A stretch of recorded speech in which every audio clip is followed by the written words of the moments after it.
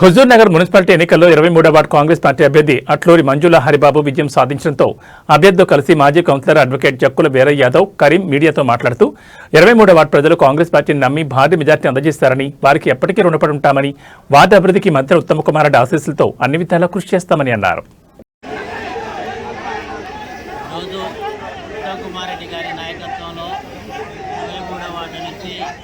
దాదాపుగా 360 కోట్ల మెజార్టీతో గెలిచినటువంటి అట్లూరి మంజుల హరిబాబు గారికి కృతజ్ఞతలు తెలియజేస్తూ శుభాకాంక్షలు తెలియజేస్తున్నాం.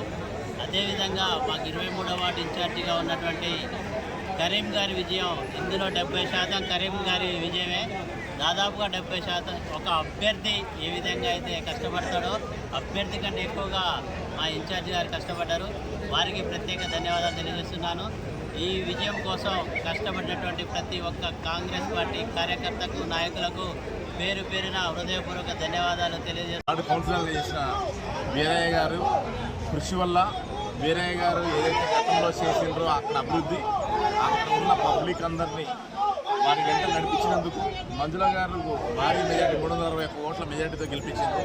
ఆ వార్డులో ఉన్న సమస్యలకు వాగ్దానం ఏదైతే మంత్రి గారి దృష్టికి తీసుకుపోయామో అవన్నీ కూడా అందరి నమ్మకాన్ని నిలబెట్టే విధంగా మంజుల గారు కృషి చేస్తారని వారికి ప్రత్యేకంగా అభినందనలు తెలియజేస్తున్న ఈ గెలుపు దిశగా ఉన్నందుకు గెలిచినందుకు.